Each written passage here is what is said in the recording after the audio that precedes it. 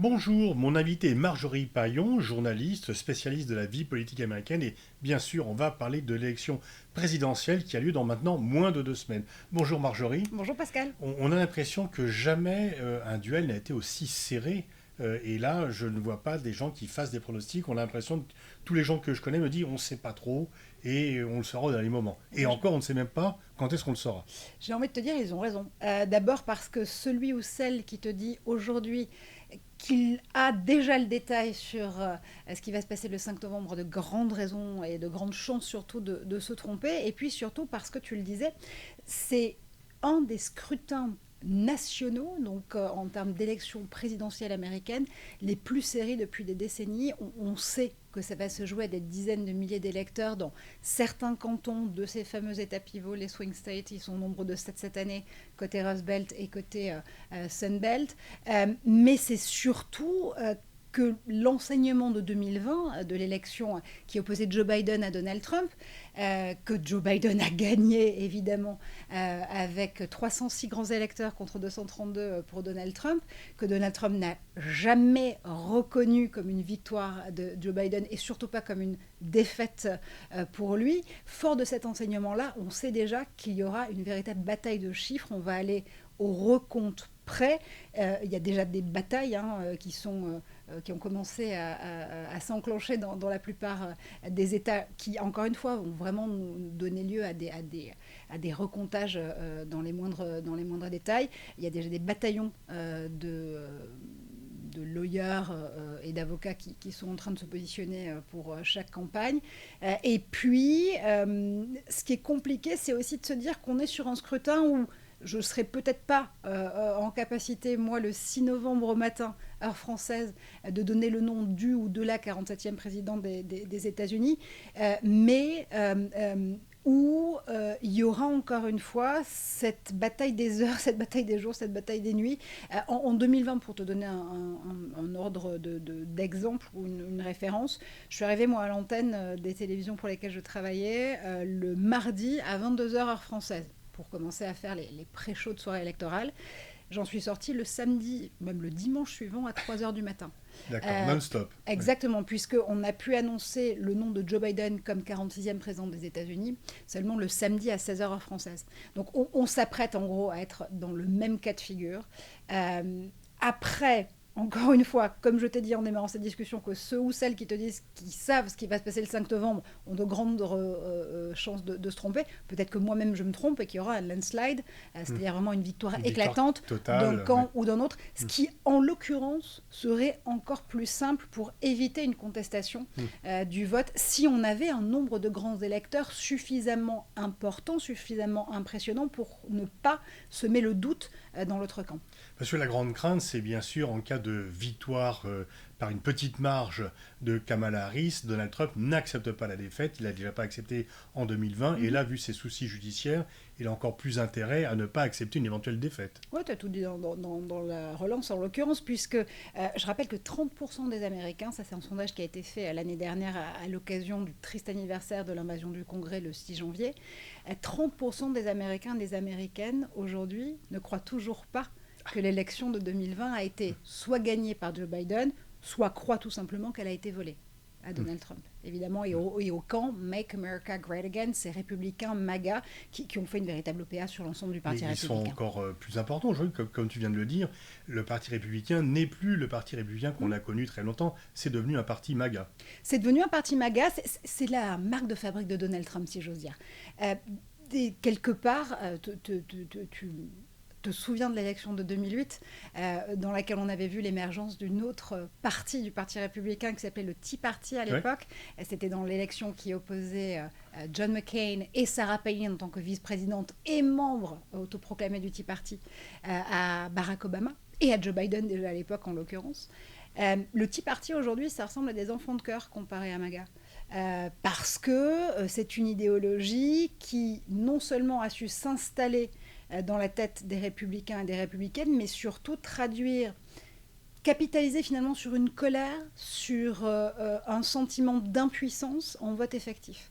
Et ça s'est traduit non seulement par l'élection d'un 45e président des États-Unis en 2016 qui a été Donald J. Trump, mais aussi par l'entrée au Congrès fédéral, donc Sénat et Chambre des représentants, de très nombreux élus, hommes comme femmes, se réclamant de cette mouvance MAGA. Mais aujourd'hui, et c'est ce qu'on a vu finalement sur la convention de cet été pour les Républicains, l'OPA a finalement tellement réussi qu'aujourd'hui, Lara Trump, qui est la belle-fille de Donald Trump, est vice-présidente du Parti républicain. Encore une fois, c'est vraiment la marque. C'est vraiment la marque de fabrique Trump. D'abord, c'est d'installer des membres de sa famille pour le contrôle de chacun de ses business. Que ce soit des business purement économiques ou que ce soit des business désormais politiques. Et puis, le Parti républicain est peut-être un tout petit peu moins paradoxalement inféodé à MAGA maintenant, là, sur cette partie de 2024, qu'il ne l'était au cœur de l'été, parce que tu as vu aussi que beaucoup de républicains, finalement des repentis, commençaient à retourner leur veste et à aller dans le camp de Kamala Harris et des démocrates. D'ailleurs, Kamala Harris essaie de faire campagne le plus souvent possible avec ces républicains qui ne veulent plus être associés à Donald Trump. Ça avait marché lors des midterms, notamment de 2022. Elle s'en souvient, Kamala Harris, puisqu'elle était vice-présidente pendant cette période-là et qu'elle a donc fait campagne aussi aux côtés de Joe Biden pour ses candidats au Sénat et à la Chambre des représentants. Donc ça a marché à ce moment-là. Joe Biden, finalement, s'en est mieux sorti sur ces élections de mi-mandat qu'on ne l'attendait. Et depuis, tu as finalement, au sein du Parti républicain, ces deux tendances qui coexistent. Oui, tu as quand même une inféodation à la frange MAGA de l'ensemble du Parti républicain, mais tu as de plus en plus de personnalités, soit qui ont été dans l'administration de Trump en 2016, soit d'anciens élus du Congrès qui commencent à dire c'est pas possible, on ne peut plus continuer avec Donald Trump. Le problème, c'est que pour l'instant, ça continue à fonctionner. D'ailleurs, je dis le problème, mais je ne suis pas sûre que ce soit un problème en l'occurrence. Ça fonctionne, et tant qu'on aura un parti républicain qui fonctionne et qui engrange pour le coup des élus et peut-être encore une fois un président élu quelques jours après le 5 novembre, quelques heures après le 5 novembre prochain, le Parti républicain n'a pas de raison de changer de casaque. Est-ce que le système politique américain n'est pas un peu dépassé parce qu'en fait, il y a des États dans lesquels le vote ne sert à rien, parce que, y compris des États très importants, parce qu'on sait qu'ils sont acquis soit républicains, soit démocrates, donc on n'y fait même pas campagne, et tout se joue, là c'est sur 7 États, tu disais tout à l'heure, tout se joue sur un petit nombre d'électeurs. Est-ce qu'il y a une réflexion pour dire peut-être qu'on devrait changer, que le fait d'avoir des grands électeurs, c'était... mais les républicains ne sont peut-être pas prêts de changer. Eh bien, en fait, non. On n'a pas envie de changer ces règles-là de la démocratie américaine. D'abord parce que ça voudrait dire devoir amender la Constitution des États-Unis, ce qui est très compliqué à faire. Et puis, finalement, c'est un système dans lequel chacun réussit à trouver son compte. Alors, peut-être que cette élection du 47e ou de la 47e présidente des États-Unis sera celle avec laquelle on pourra encore s'accommoder avec ces modalités de vote. Mais quelque part, le fait qu'il y ait... Enfin, alors, c'est vrai que c'est assez exotique parce que nous, chaque 4 ans, pour des élections présidentielles américaines, on est obligé de redonner la logique de ces maths politiques américaines entre le vote populaire et évidemment le collège électoral et donc les grands électeurs. En réalité, ce qu'on vise à chaque fois, c'est traduire le nombre d'électeurs potentiels qu'on peut aller sonder dans l'opinion en ce que ça donne sur le total du collège électoral. 538 grands électeurs, il en faut 270 pour remporter l'élection, donc on est toujours dans cette course-là et dans le fait de scruter ce chiffre-là avant n'importe lequel. Mais il y a peu de chances que ça change, tout simplement parce que c'est un héritage de la démocratie américaine et de la Constitution qui n'a pas de raison de changer là. Ça peut nous paraître encore une fois absurde. Qu'il y ait un tel différentiel entre le vote populaire et les grands électeurs peut nous paraître bien archaïque. Mais c'est accepté. Mais c'est accepté, oui, et ça n'a pas en tout cas, pour l'instant, de raison suffisante de pouvoir changer. Alors c'est très compliqué, les votes aux États-Unis, parce que bien sûr, nous, on parle surtout du vote pour le président, mais les électeurs se décident sur non seulement le président, les élus au Sénat et en tous les cas la Chambre des représentants, et un tas d'autres élections ou sujets. Donc une liste électorale, enfin la carte, le bulletin de vote est très difficile à déchiffrer. Absolument, et c'est pour ça d'ailleurs que beaucoup d'États ont mis en place des procédures de vote anticipé, qui est décrié par le camp républicain, évidemment, sinon c'est pas drôle, et qui nous donne quand même quelque part un indicateur. Alors, de la population du volume de la population qui est en train d'aller voter, certainement pas de sa tendance en l'occurrence et de son vote effectif, mais c'est vrai que tu as raison, rappelons-le, le premier mardi de novembre, on vote pour une infinité de questions. Le nom du ou de la présidente au niveau national, pour le tiers du Sénat, là aussi à Washington, qui est remis en jeu pour la totalité de la Chambre des représentants. Et puis dans son propre État, on va aussi voter pour les mêmes enjeux sur son congrès État par État. Donc on revote pour ses propres représentants, on revote pour ses propres sénateurs. Parfois on vote aussi pour son gouverneur ou sa gouverneure. On vote aussi pour une question, pour des questions qui sont proposées sur des référendums d'initiative populaire. C'est à peu près ce à quoi ça ressemble. Donc parfois on peut se retrouver avec un bulletin de vote avec 50 questions auxquelles répondre. Pour simplifier les choses, encore une fois, certains États se sont mis à ces procédures de vote anticipé. D'abord parce que toujours sur notre héritage de la Constitution et sur ce folklore finalement de la démocratie américaine, on vote le premier mardi de novembre, tout simplement parce qu'au moment où la Constitution a été rédigée, on estimait qu'il fallait suffisamment de jours en calèche pour se rendre dans la capitale de l'État où on allait voter. Donc c'est pour ça que c'est le premier mardi de novembre. Aujourd'hui, il y a peu d'employeurs en réalité qui laissent toute la journée à leurs collaboratrices et à leurs collaborateurs pour aller voter en personne en plein milieu de la semaine. Donc il y a ces procédures de vote anticipé. Et dans cette grande famille du vote anticipé, il y a du vote anticipé en personne. Dans plusieurs États, on peut déjà se déplacer dans les urnes et à un bureau de vote et aller justement voter de cette façon-là. Il y a le vote anticipé qu'on appelle mail-in ballot, le vote par correspondance. Là, on est tranquillement chez soi, on remplit ses questions et ses réponses et on renvoie son bulletin de vote par la poste. Certains États ne reposent désormais que sur le mail-in ballot, par exemple. En Californie, tous les électrices et tous les électeurs de l'État de Californie reçoivent ce bulletin par correspondance parce qu'il y a parfois 50, encore une fois, questions sur lesquelles oui, donc c'est très long à dépouiller. Alors, non seulement c'est long à dépouiller, mais d'abord c'est long à faire rentrer dans les mœurs et surtout à démystifier. En 2020, je reviens sur cet exemple, Donald Trump avait beaucoup mis en cause le vote par anticipation, par correspondance, parce qu'en général, on dit qu'il est plutôt favorable aux démocrates. Et donc, évidemment, ça n'arrangeait pas Donald Trump d'avoir ce type de bulletin qui était décompté au cours de la nuit électorale. Mais surtout, il y a quelque chose qui est assez intéressant, c'est que sur les phénomènes de croisement de courbes, si j'ose dire, sur une nuit même de dépouillement, tu vas avoir en fait dans un premier temps le vote en personne qui est comptabilisé. Alors que ce soit le vote par anticipation en personne ou que ce soit le vote en personne, le 5 novembre même, enfin le premier mardi de novembre. Et comme ça, c'est plutôt traditionnellement favorable aux républicains, tu vas avoir le candidat républicain qui est plutôt en avance sur la première partie de la nuit. Dans une deuxième partie de la soirée, on commence à comptabiliser le vote par correspondance. Et là, comme il est plutôt favorable aux démocrates, tu as la courbe en fait, du candidat démocrate qui rattrape en général celui du candidat républicain.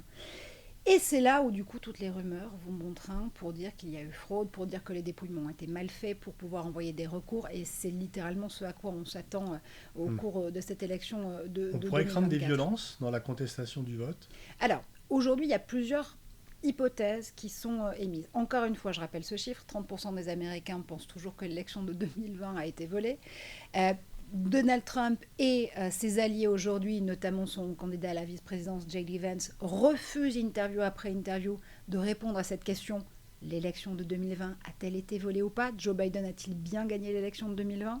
Tu verras notamment J.D. Vance dans une multitude d'interviews faire toutes les contorsions possibles pour répondre à une question par une autre question ou pour en tout cas ne pas répondre face caméra que cette élection a bien été gagnée par Joe Biden. Évidemment, il ne veut pas mettre en colère le patriarche, Donald Trump en l'occurrence. Et puis, donc, on part de cette base-là, encore une fois. Tu as 30% d'Américains qui ne reconnaissent pas, ça veut dire que 70% le reconnaissent. Hein. Ce sont des chiffres, on peut les retourner dans tous les sens. Mais tu as quand même cette base-là. C'est un noyau dur, quand même, oui. Tu as quand même cette base-là qui est inflammable, on ne va pas se mentir. Tu as quand même une campagne qui, jusqu'au moment où on se parle là, a été faite aussi dans cette question de la défiance face à la démocratie, et où finalement tous les arguments de la défiance à la démocratie ont été utilisés. Pour le camp démocrate, Et notamment dans le débat qu'il opposait à J.D. Vance, Tim Walz, le candidat à la vice-présidence de Kamala Harris, est excellent sur cette question-là. Quand il explique qu'aujourd'hui, il devrait débattre contre Mike Pence, qui a été le vice-président de Donald Trump de 2016 à 2020, mais que s'il est face à J.D. Vance, c'est parce que Mike Pence a été banni du camp Trump quand le 6 janvier 2021, puisque c'est la procédure au Congrès ce jour-là, Mike Pence a dû certifier les votes de cette élection de 2020 et reconnaître la victoire de Joe Biden en l'occurrence. Et depuis ce moment-là, il y a eu vraiment une espèce de scission absolue entre Mike Pence et Donald Trump, qui évidemment n'en voulait pas pour une option où il refaisait campagne quelques années après. Donc pour les démocrates, l'idée de remenacer dans 6 janvier, peut-être version XXL, c'est dire le camp républicain tel qu'il est aujourd'hui incarné ne peut être qu'une menace face à nos garanties démocratiques. Pour le camp républicain, avec Donald Trump et J.D. Vance en première ligne de front, mais pas que, il y a aussi un vice-président finalement dans les coulisses, c'est Elon Musk, mais j'imagine qu'on va en reparler. Le camp républicain aujourd'hui lui dit, mais regardez, Donald Trump a pris 2 balles pour la démocratie. La première, évidemment, c'est la tentative d'assassinat contre Donald Trump à Butler, en Pennsylvanie, à la veille de l'ouverture de la convention républicaine. La deuxième, c'est la tentative d'assassinat dans son golf en Floride, à côté de sa propriété de Mar-a-Lago, où, pour le coup, il n'a pas pris directement de balles sorties de l'arme de l'assaillant. Mais, en tout cas, l'idée, c'est de se dire qu'on a ce 45e président des États-Unis, Donald J. Trump, qui incarne quelque part le combat pour défendre des idées américaines, pour rendre sa grandeur à l'Amérique, et le Make America Great Again reste dans l'inconscient collectif électoral américain extrêmement prégnant. Et de l'autre côté, on a des démocrates menés par Kamala Harris et Tim Walz qui, encore une fois, continue à dire attention, il peut y avoir des menaces sur l'ensemble de nos systèmes démocratiques après le 5 novembre. Il faut être extrêmement vigilant à ça. Mais finalement, le discours n'imprime pas réellement auprès des électeurs de la base démocrate, oui, mais pas au-delà, pour l'instant en tout cas. Si je te demande de me citer un slogan de campagne de Kamala Harris, tu es un peu embêté. Ouais. Alors, on a le Yes She Can que Barack Obama avait essayé de transformer lors de la convention de Chicago au cœur de l'été dernier. Yes She Can ou Yes We Can, comme Kamala Harris. Son slogan officiel de campagne, c'est We're not going back. On ne retournera pas en arrière, mais en réalité, il y a pas enthousiasmant.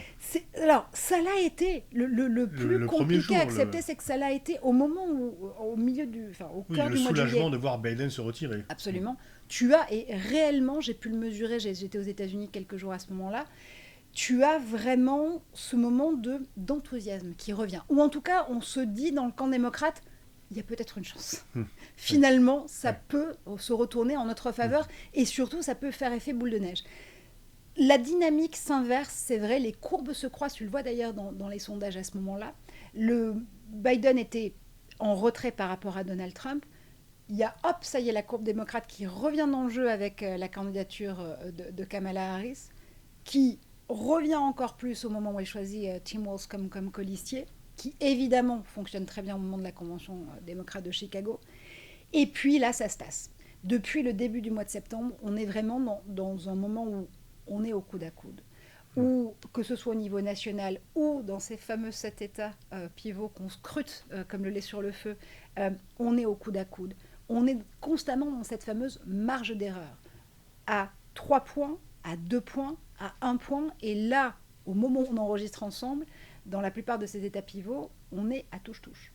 Donc, on ne peut absolument pas, là, encore une fois, au moment où on se parle, savoir quelle sera l'issue du scrutin le 5 novembre prochain. La seule chose qu'on peut dire, c'est que ça risque de durer longtemps, que les contestations de vote et les recomptages sont toujours possibles, et que ça peut amener un terrain favorable à avoir une insurrection, peut-être que le mot est fort, mais en tout cas une contestation citoyenne de ce qui est en train de se passer. C'est-à-dire que tant qu'on reste à la contestation des deux camps, camp Harris, camp Trump, on est dans une bataille politique. À partir du moment où cette bataille politique et cette bataille des camps de campagne commence à contaminer la population, on est au moins dans une guerre civique. Ce qui m'étonne toujours, c'est que les États-Unis, moi j'ai toujours appris que c'est un pays où on n'aimait pas le mensonge et que Clinton a été mis en impeachment, non pas pour avoir trompé sa femme, mais pour avoir menti sur le fait qu'il l'ait fait ou pas. Gary Hart, on se rappelle aussi. Et donc là, d'un pays où, contrairement à la France, le mensonge vous conduisait à l'exclusion de la vie politique, on voit quand même un Trump, le roi du mensonge, et qui n'est pas du tout impacté par ça. Comment ça a pu changer à ce point-là? D'abord parce que je pense qu'il faut malheureusement qu'on abandonne nos présupposés de ce que pouvait être la politique américaine et les règles du jeu de la politique américaine avant 2016. Hmm. Je vais citer une étude assez intéressante de l'EPFL, l'École Polytechnique de Lausanne, qui a voulu regarder d'un point de vue scientifique comment on pouvait mesurer la teneur et l'émotion des discours politiques aux États-Unis. Et ils ont construit un algorithme qui s'appelle QuoteBank, qui est allé mailler plus de 230 millions de données, des données qui sont des citations issues de discours politiques, de réseaux sociaux, de plateformes sociales, d'extraits d'émissions de télévision, d'articles de presse, de 2008, pardon, de 2008 jusqu'à 2020. En gros, de l'arrivée de Barack Obama jusqu'au départ de Donald Trump du pouvoir. Et puis, parce que le PFL, encore une fois, sont des gens qui aiment travailler sur des données pas trop chaudes. Ils ont besoin d'un bon esprit critique et donc de données qui permettent d'être factuelles et sur lesquelles on peut réellement s'appuyer pour pouvoir avoir une vraie expertise scientifique. Eh bien, figure-toi qu'il juge en fait une inflexion du discours qui va tomber dans la violence, dans l'invective, dans le sentiment négatif à partir de 2015. Juin 2015, c'est l'arrivée de Donald J. Trump en campagne pour les primaires républicaines. Et à partir de ce moment-là, ce sentiment négatif dans la communication politique américaine ne va pas quitter justement le spectre du débat politique américain. On peut donc vraiment dater, alors j'allais dire en carbone 14, là c'est plutôt à l'algorithme et à la date après, le moment où tu as cette inflexion du discours. Mais ce qui est intéressant aussi, c'est que, comme on le disait tout à l'heure, le génie quelque part de Donald Trump, c'est d'avoir su capitaliser sur de la violence, du désespoir, de la colère en 2016 et les transformer en vote effectif. 2016, on est dans une campagne qui l'oppose à Hillary Clinton où, qu'on le veuille ou non, les meetings d'Hillary Clinton ne sont pas enthousiasmants. Les meetings de Donald Trump, il y a du monde, les gens sont là. Il y a un certain enthousiasme qui se dégage, un enthousiasme qu'on peut qualifier de négatif parce qu'encore une fois, c'est la colère, quoi. Sur ces ressorts-là de colère, absolument. Mais n'empêche que ça se transforme en vote effectif. Et donc, l'histoire du mensonge, c'est encore autre chose. Pourquoi est-ce que les mensonges de Donald Trump lui glissent comme sur les plumes d'un canard quand d'autres présidents ont dû démissionner avant de risquer un procès pour impeachment ou être impeached pour le coup parce qu'ils avaient menti? Parce qu'on est rentré encore une fois dans une nouvelle ère. Il y a, alors en ce moment sur les écrans de cinéma, il y a un film qui retrace l'ascension de Donald Trump avec son avocat, son homme de l'ombre, Roy Cohn, qui va faire de lui la personnalité de businessman, en tout cas dans un premier temps qu'il est, et qui rappelle qu'une de ses bases, une de ses règles pour pouvoir gagner, c'est notamment de se dire qu'une vérité est une vérité à partir du moment où on le dit. Ce que Donald Trump, finalement, a apporté, je ne dis pas si c'est positif ou négatif, mais a apporté sur la scène politique et la scène médiatique, c'est le fait de se dire qu'une vérité n'est pas une vérité parce qu'elle est factuelle. Et ça, c'est très dangereux. C'est très dangereux, ça a complètement modifié notre rapport à l'information, notre rapport à la réalité, notre rapport à la vérité, mais surtout notre rapport à la façon dont on peut échanger ces vérités, dont on peut débattre de ces faits, dont on peut réussir à parler sereinement des débats politiques, sociétaux, environnementaux, culturels, qui font de nous une nation où ne la font pas. C'est finalement avoir instauré cette fragmentation, non seulement de ce qui fait de nous des citoyens et des citoyennes, mais de ce qui fait aussi de nous l'image qu'on a de la nation qu'on a envie de défendre. Et ce rapport à la vérité, cette ère des contre-vérités, une de ses conseillères de campagne, Kellyanne Conway, sur la première partie de son mandat en 2016, parlait de cette ère des faits alternatifs. C'est très dangereux là aussi. Mais c'est finalement se dire qu'on reprend le pouvoir sur l'information. L'information, c'est un pouvoir. La détenir, c'est un pouvoir. Savoir comment on la propage, comment est-ce qu'on l'exprime, comment est-ce qu'on la donne, finalement, on la transmet aux autres, là aussi, c'est un pouvoir. Eh bien, aujourd'hui, la non-information est devenue un pouvoir. Tu sais très bien que, en fonction des études qui sont données, on dit qu'une fausse information échangée sur une plateforme ou un réseau social, elle se propage 7 fois plus vite qu'une vraie information et elle est surtout beaucoup plus crue qu'une véritable information. Tu vois, moi-même, je fais des lapsus de temps en temps. Oui. Et c'est une ère dans laquelle il faut savoir justement réussir à jouer. Alors, quand au moment du débat présidentiel entre Donald Trump et Kamala Harris, par exemple, début septembre, tu as des journalistes qui font leur métier, qui font du fact-checking, de la vérification de faits en direct, et qu'en l'occurrence, c'est plutôt le candidat républicain qui est repris sur son énoncé, notamment quand il parle de cette légende urbaine à Springfield, dans l'Ohio, où la communauté immigrée haïtienne mangerait des animaux de compagnie. Et où Kamala Harris part dans un rire absolu en se disant mais qu'est-ce qu'il est en train de raconter, c'est pas possible, il n'est pas en train de dire ça en direct en plein débat présidentiel. Eh bien si, quand ces journalistes justement exposent à Donald Trump le fait qu'ils ont appelé la mairie de Springfield, qu'ils ont appelé les autorités et que ces faits n'ont jamais été avérés, que c'est une légende urbaine en l'occurrence, propagée notamment par son candidat à la vice-présidence, Jay Vance, je rappelle qu'il est sénateur de l'Ohio, donc il connaît bien le dossier. Ce que nous dit Donald Trump, c'est finalement, peu m'importe que ce soit une légende urbaine, que ce soit une rumeur, que ce soit une fausse information. À partir du moment où je le dis, ça devient une information, tout court. Ça devient un fait.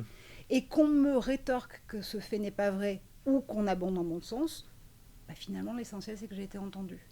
Et d'instaurer, d'être l'investigateur de cette petite musique du « oui, mais peut-être que », de la mise en doute de l'information, du questionnement de cette information.